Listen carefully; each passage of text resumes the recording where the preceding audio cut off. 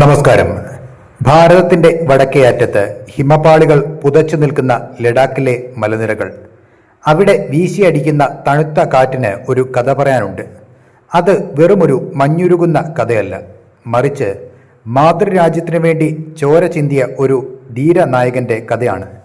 ലഡാക്കിലെ സിംഹം എന്ന് ഇന്ത്യയും ലോകവും ഒരേപോലെ വിളിച്ച കേണൽ സോനം വാങ്ചുക്കിന്റെ കഥ.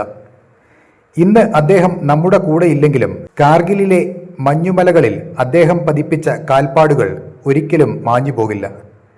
1964 ലഡാക്കിലെ ലേ ജില്ലയിലാണ് സോനം വാങ്ചുക് ജനിച്ചത്. ഹിമാലയത്തിലെ കടുപ്പമേറിയ ജീവിത സാഹചര്യങ്ങളിൽ വളർന്ന അദ്ദേഹത്തിന് തൻ്റെ നാടും അവിടുത്തെ മലനിരകളും സ്വന്തം കൈവെള്ള പോലെ പരിചിതമായിരുന്നു. 1987 അസം റെജിമെന്റിലൂടെയാണ് അദ്ദേഹം ഇന്ത്യൻ സൈന്യത്തിന്റെ ഭാഗമാകുന്നത്. പിന്നീട് ലഡാക്ക് സ്കൗട്ട്സിലേക്ക് മാറിയ അദ്ദേഹം തൻ്റെ കരിയറിലുടനീളം സൈനികർക്ക് ഒരു വലിയ ആവേശമായി മാറി. മിതഭാഷിയായ അദ്ദേഹം ഒരു സാധാരണ ഉദ്യോഗസ്ഥനല്ലെന്ന് തെളിയിക്കാൻ 1999 കാർഗിൽ യുദ്ധം വരെ കാത്തിരിക്കേണ്ടി വന്നു. 1999 മെയ് മാസം കാർഗിൽ മലനിരകൾ പാകിസ്ഥാൻ നുഴഞ്ഞുകയറ്റക്കാരുടെ നിയന്ത്രണത്തിലായ സമയം. ശത്രുക്കൾ തന്ത്രപരമായ ചോർബത്ത് ല എന്ന പ്രദേശം പിടിച്ചടക്കിയിരുന്നു. 18,000 അടി ഉയരത്തിലുള്ള ഈ മലനിരകളിൽ ശത്രുവിനെ കീഴടക്കുക എന്നത് അസാധ്യമായ ഒന്നായിരുന്നു. അന്ന് മേജറായിരുന്ന സോനം വാങ്ചുക്കിനും അദ്ദേഹത്തിന്റെ വെറും 40 പേരടങ്ങുന്ന ഒരു ചെറിയ സംഘത്തിനുമാണ് ഈ പ്രദേശം തിരിച്ചുപിടിക്കാനുള്ള ദൗത്യം ലഭിച്ചത്.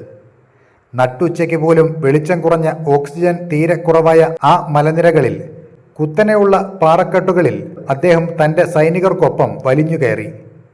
പിന്നിൽ നിന്ന് പീരങ്കിപ്പടയുടെ സഹായമില്ലാതെ മാരകമായ തണുപ്പിനെ അവഗണിച്ച് നടത്തിയ ആ പോരാട്ടം സൈനിക ചരിത്രത്തിലെ തന്നെ അത്ഭുതമാണ്.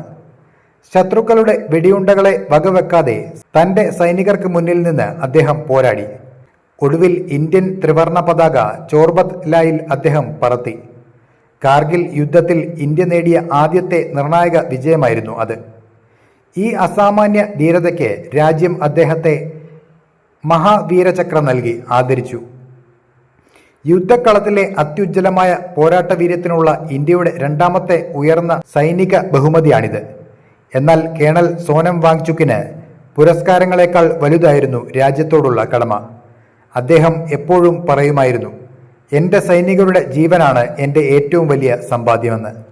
അദ്ദേഹത്തോടുള്ള ബഹുമാന സൂചകമായി കാർഗിൽ സെക്ടറിലെ 2 പ്രധാന പോസ്റ്റുകൾക്ക് സോനം 1, സോനം 2 എന്ന് പേര് നൽകിയത് അദ്ദേഹത്തിൻ്റെ സ്വാധീനം എത്രത്തോളമായിരുന്നു എന്ന് വ്യക്തമാക്കുന്നു. 2018 സൈന്യത്തിൽ നിന്ന് വിരമിച്ച ശേഷവും അദ്ദേഹം ലഡാക്കിലെ ജനങ്ങൾക്കും യുവാക്കൾക്കും വലിയൊരു പ്രചോദനമായി തുടർന്നു. 2026 ഏപ്രിൽ 10, അതായത് ഇന്ന്, ഹൃദയാഘാതം ആ ധീര ഹൃദയത്തെ നിശ്ചലമാക്കി. ലഡാക്കിൻ്റെ ഓരോ കല്ലിലും മണ്ണിലും സോനം വാങ്ചുക് എന്ന പേര് കൊത്തിവെക്കപ്പെട്ടിട്ടുണ്ട്. അദ്ദേഹം പഠിപ്പിച്ച ധീരതയും രാജ്യസ്നേഹവും നിസ്വാർത്ഥമായ സേവനവും വരും തലമുറകളിലേക്ക് കൈമാറപ്പെടും. ആ ധീര ജവാന് ഭാരതം ഒന്നടങ്കം വിട ചൊല്ലുന്നു. പ്രണാമം. ജയ് ഹിന്ദ്.